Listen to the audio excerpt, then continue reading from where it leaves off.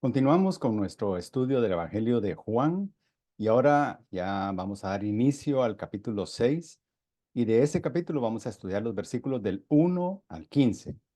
Y el tema que le he dado a este estudio es 5000 atestiguan que Jesús es Dios. Y uno de los pequeños fragmentos de todo lo que vamos a ver hoy dice, verdaderamente este es el profeta. La base bíblica, como ya dijimos, está en capítulo 6, versículos 1 al 15. Y dice así, después de esto, Jesús se fue al otro lado del mar de Galilea, el de Tiberias, y una gran multitud lo seguía, pues veían las señales que realizaba en los enfermos. Entonces Jesús subió al monte y se sentó ahí con sus discípulos.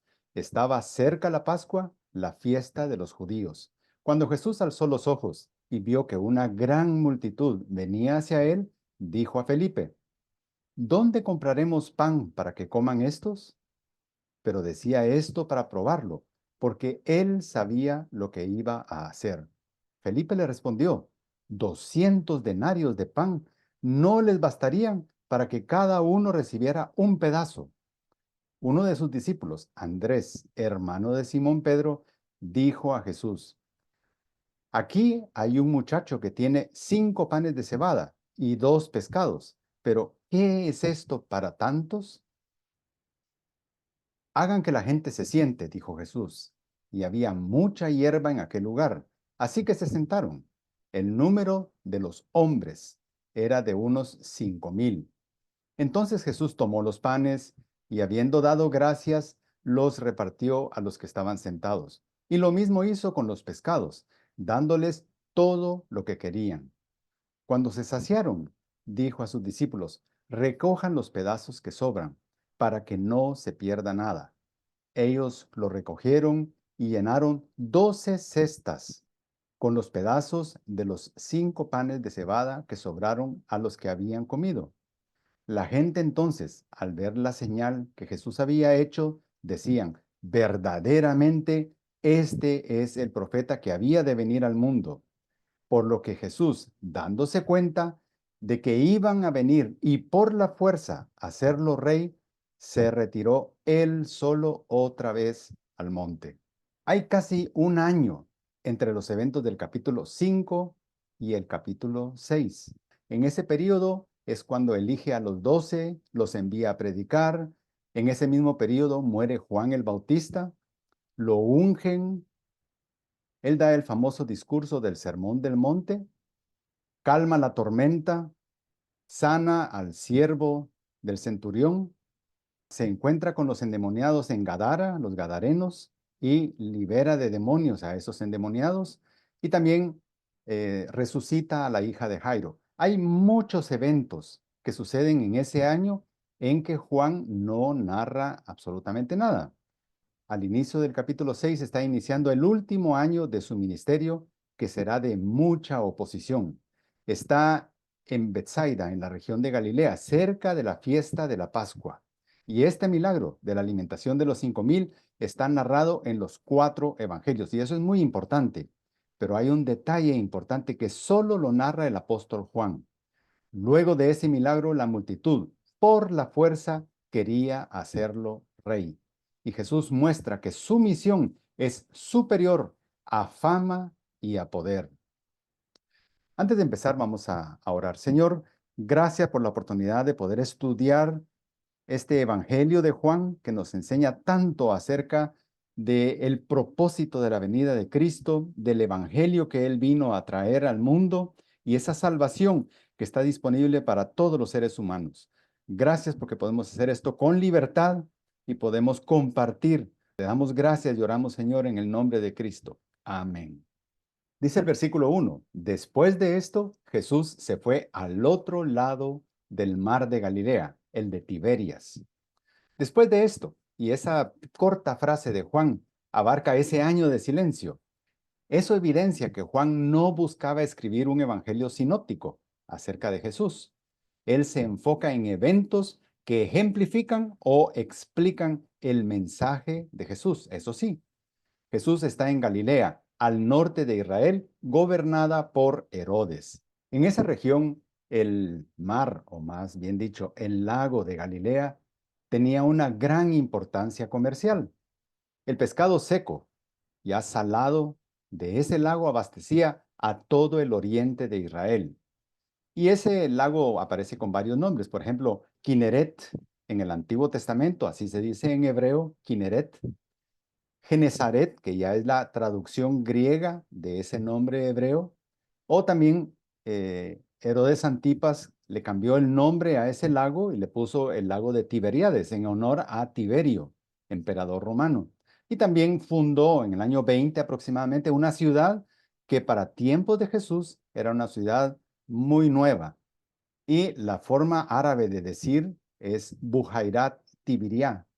Este lago tiene 21 kilómetros de largo y aproximadamente 13 kilómetros de ancho y está a 212 metros bajo el nivel del mar.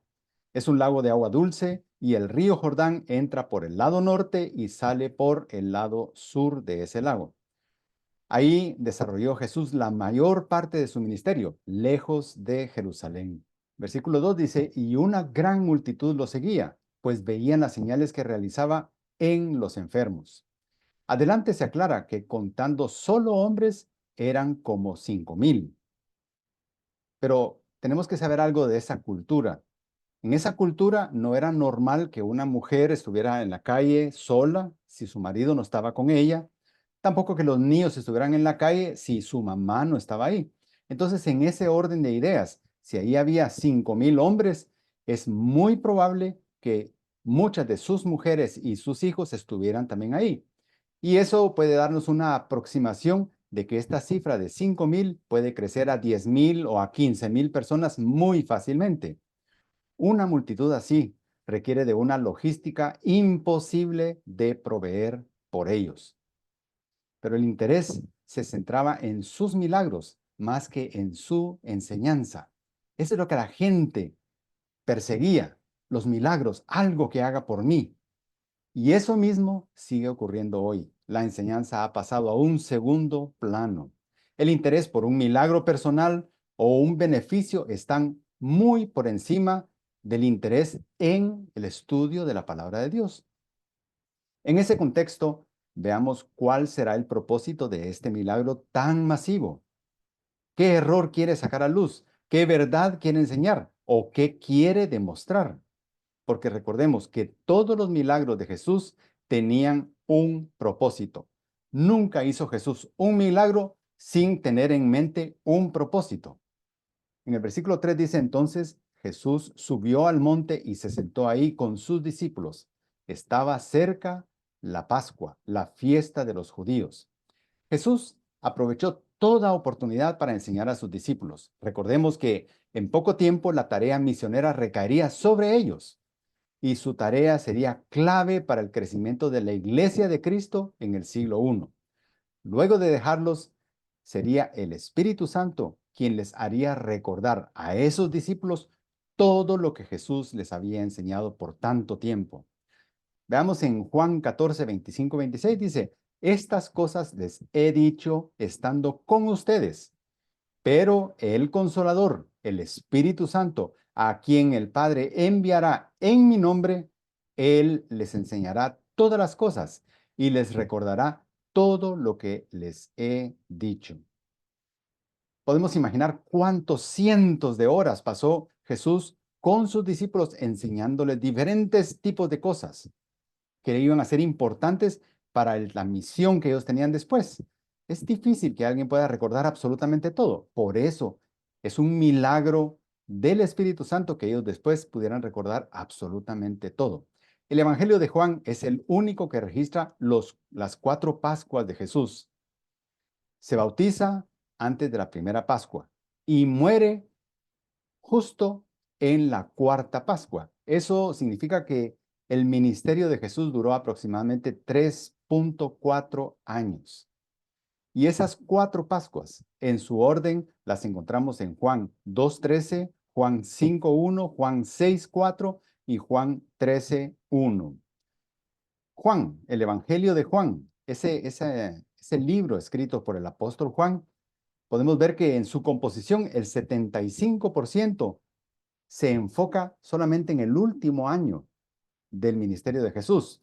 El 50% de todo el Evangelio narra enseñanzas de Jesús de sus últimos 4 meses. Un tercio del Evangelio son sus últimos 7 días de vida. Versículo 5. Cuando Jesús alzó los ojos y vio que una gran multitud venía hacia él, dijo a Felipe: ¿dónde compraremos pan para que coman estos? La multitud, como vimos, probablemente era de alrededor de unas 15,000 personas. Estaban lejos. Ellos habían llegado en barco, mientras que la gente llegó a pie. Lucas 14:15 dice que era un lugar desierto y que estaba entrando la noche. Y es interesante que la pregunta no es ¿dónde conseguiremos dinero? Como dándole a entender que el problema era la falta de proveedores. El sentido común de inmediato nos advierte que ese no era el problema principal. No le pregunta a Judas Iscariote, que era su tesorero, sino a Felipe, quien era de esa región de Bethsaida. Jesús intencionalmente quiere llevar a Felipe a pensar a fondo en el tema de la alimentación de esta gente. Por otro lado, cuando Jesús dice pan, lo que él realmente está diciendo en una forma metafórica es comida. ¿Cómo vamos a darle a estos que coman? Y en Lucas 4:4 vemos que Jesús le responde: escrito está, no solo de pan vivirá el hombre. Pan como una metáfora de todo lo que se necesita para el sustento. En este caso, Jesús está pensando en la comida que ellos necesitan para no desfallecer cuando tengan que regresar caminando a su tierra. Versículo 6, pero decía esto para probarlo, porque él sabía lo que iba a hacer. Jesús sabe que Felipe conoce perfectamente la región donde están. Sabe que Felipe mejor que nadie es quien entenderá la magnitud del reto. Pero Jesús quiere con esto probar la capacidad de discernimiento de Felipe. La pregunta no es porque Jesús no supiera qué hacer en este caso. Él sabía qué, cómo, cuándo y con qué haría que todos ahí comieran bien. Pero también sabía que si ellos no discernían lo que estaban a punto de ver, ese milagro masivo e impresionante perdería mucho de su valor didáctico. Eso mismo sucede con nosotros. Dios permite las pruebas antes de actuar.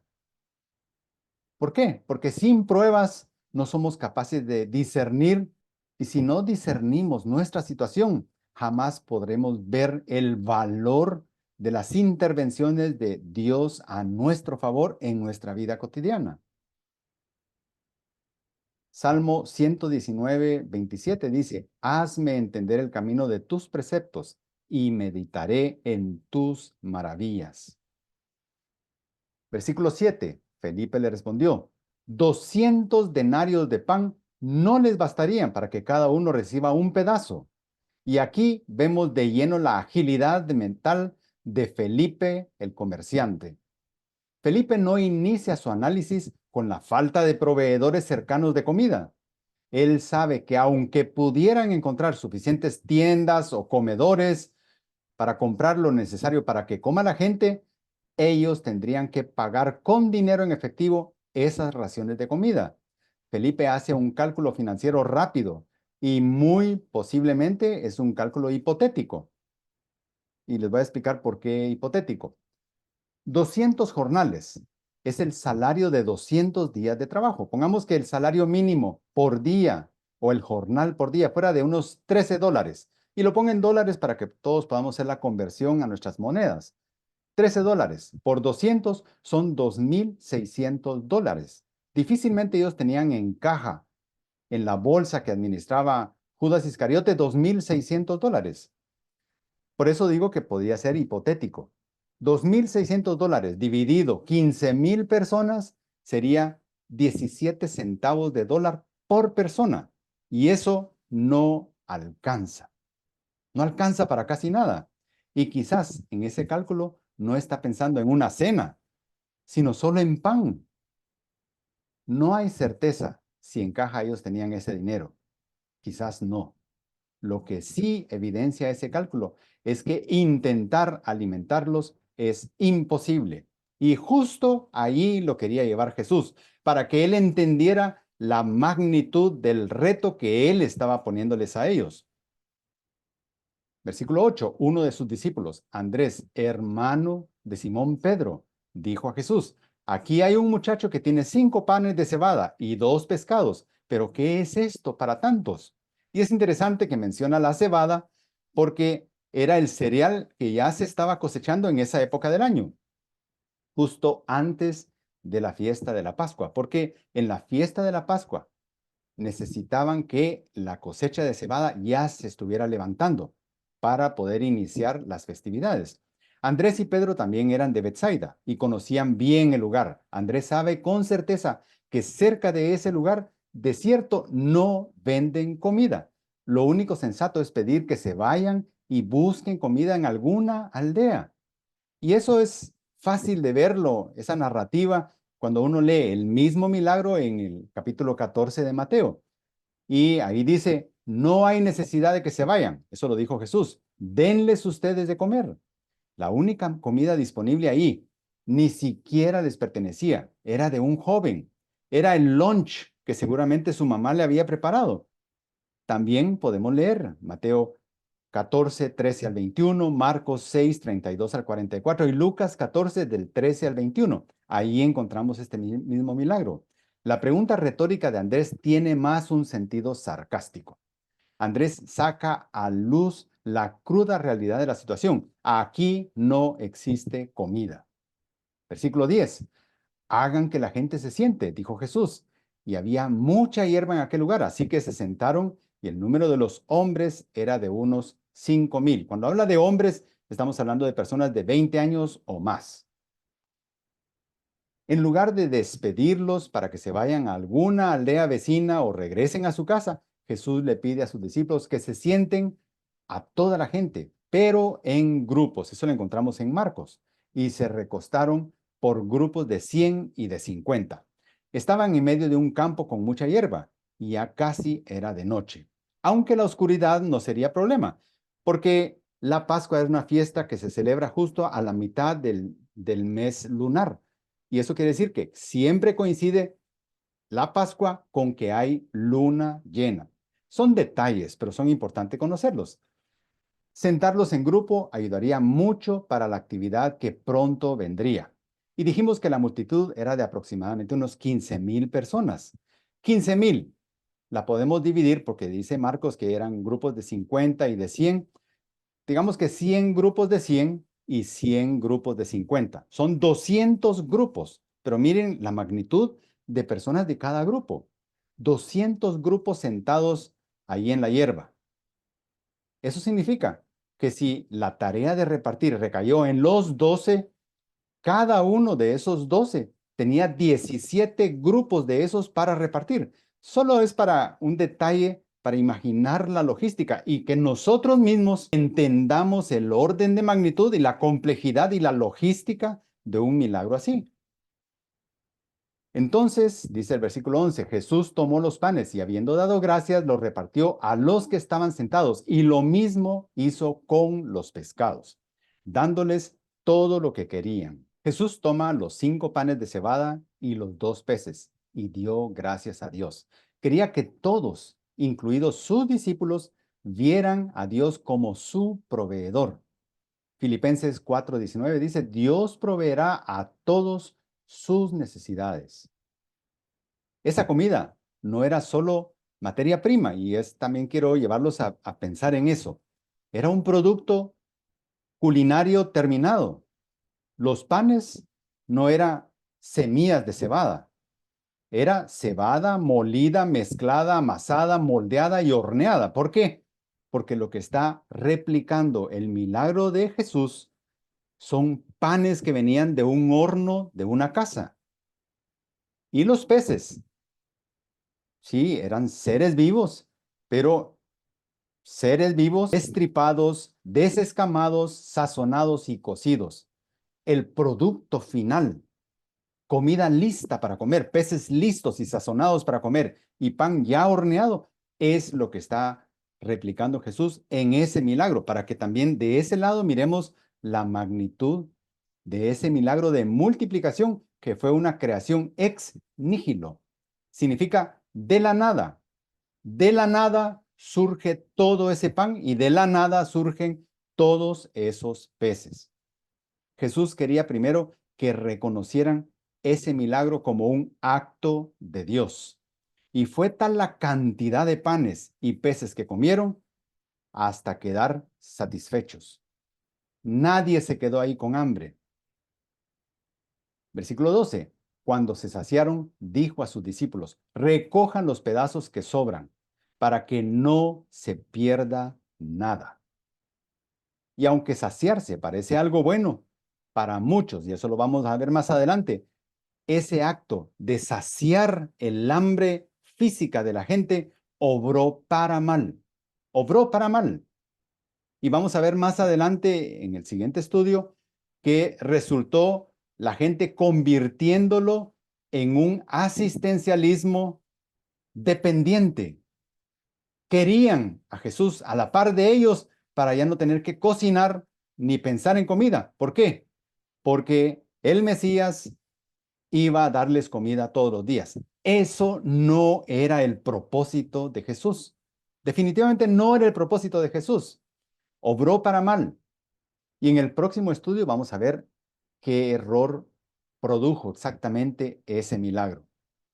No porque el milagro fuera malo, sino que la gente no supo digerir la enseñanza del milagro y lo tomó por el lado incorrecto. Juan 6:26 dice, en verdad les digo que me buscan no porque hayan visto señales, sino porque han comido de los panes y se han saciado. Los milagros de Jesús siempre tenían en el fondo uno o varios propósitos.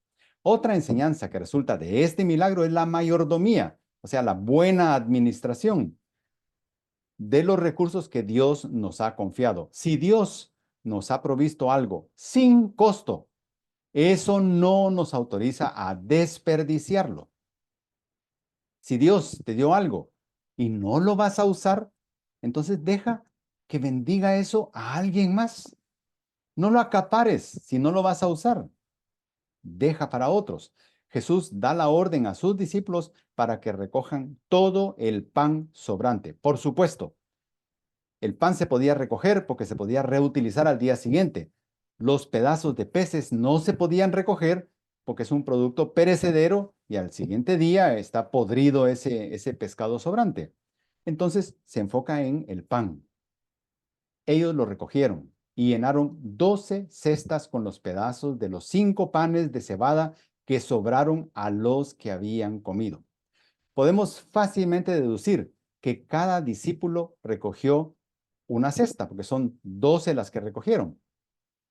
Cada quien recogió una cesta. Y al igual que pasaron repartiendo a los casi 200 grupos de 100 o de 50 los panes y los peces, ahora recorren esos pasillos entre grupos, pero pidiendo a cada persona que les entreguen lo que sobró de pan. Y si imaginas que 15,000 personas comieron pan, 12 cestas no resulta tampoco mucho. Y posiblemente no eran ni siquiera cestas literales, porque si eran cestas literales, ellos tuvieron que llevar 12 cestas en la barca. Y para ese entonces ni siquiera imaginaban que iban a comer esta cena, toda esta gente. Entonces, lo que está diciendo acá el autor es que ellos recogieron el equivalente en volumen a 12 cestas. ¿Y cómo lo llevaron? Pues en alguno de sus atuendos, de su vestimenta, lo usaron para llevar pan cada uno. Cada discípulo regresó a la aldea con el equivalente a un cesto de pan. Mateo 6, 25, 26 y 33 dice, por eso les digo, no se preocupen por su vida, qué comerán o qué beberán. ¿No es la vida más que el alimento? Miren las aves del cielo, que no siembran, ni ciegan, ni recogen en graneros. Y sin embargo, el Padre Celestial las alimenta. ¿No son ustedes de mucho más valor que ellas? Busquen primero su reino y su justicia, y todas estas cosas les serán añadidas. Versículo 14. La gente entonces, al ver la señal que Jesús había hecho, decían, verdaderamente, este es el profeta que había de venir al mundo. Ellos eran conscientes del cumplimiento de la profecía de Moisés. Y quizás para nosotros no sea muy común llamar al Mesías el profeta, pero para los hebreos era un personaje no solo conocido, sino esperado. Por eso, cuando interrogaron a Juan el Bautista, le preguntaron, ¿eres tú el profeta? Es de este mismo profeta que están hablando. Es el Mesías, dicho por Moisés. El amén, amén, verdaderamente es amén, amén. Este es el profeta. El amén, amén que usan lo confirma con certeza. Ya no pueden apelar ignorancia de aquí en adelante, en el futuro, acerca de la venida del Mesías. Ellos lo atestiguaron. Y recordemos que esos 5,000 hombres, por ser hombres y mayores de 20 años, tenían calidad legal de testigos. Jesús, si hubiera querido, los habría usado como testigos legales, pero no lo hizo, pues el cumplimiento de su misión no dependía de eso. Deuteronomio 18:18 dice, un profeta, y ahí es donde está la profecía de Moisés, un profeta como tú levantaré de entre de sus hermanos y pondré mis palabras en su boca, y él les hablará todo lo que yo le mande. Y finalmente el versículo 15 dice, por lo que Jesús, dándose cuenta de que iban a venir y por la fuerza a hacerle rey, se retiró él solo otra vez al monte. Jesús es omnisciente, por tanto, todo lo sabe y en todo momento. Ni siquiera tuvo que esperar a que ellos consumaran el plan que tenían. Su intención era forzarlo a aceptar la nominación como el rey de Israel. Se retiró y ya no con sus discípulos, sino que lo hizo discretamente él solo, para que, aunque interrogaran a sus discípulos, ellos no podrían responder. Él será rey, pero no por iniciativa humana. Su reino no será así. Muchos de nosotros quizás desearíamos una aprobación popular como esa, pero no es el caso de Jesús. Él es soberano y por lo tanto no nos necesita, aunque nos duela, no nos necesita. Somos nosotros los que necesitamos de Él. Juan 18:36 dice, mi reino no es de este mundo. Si mi reino fuera de este mundo, entonces mis servidores pelearían para que yo no fuera entregado a los judíos, pero ahora mi reino no es de aquí. Finalmente, vemos cómo Jesús está en plena capacitación de sus discípulos. Jesús intencionalmente pone un reto imposible. Denles de comer. Sabe que eso no es posible, ni financieramente ni logísticamente, pero lo hace para que ellos sean conscientes del milagro que verán. El hecho de alimentar 15,000 personas no era el objetivo principal del milagro. Jesús mostró que Él es Dios. Ese sí es un propósito principal, pues tiene poder creativo ex nihilo. También enseñó cómo administrar bien las bendiciones de Dios y mostró que ni su misión ni su evangelio necesitan poder político. Jesús dio advertencia incuestionable que es Dios soberano. Oremos. Señor, gracias porque de este milagro nosotros también aprendemos mucho.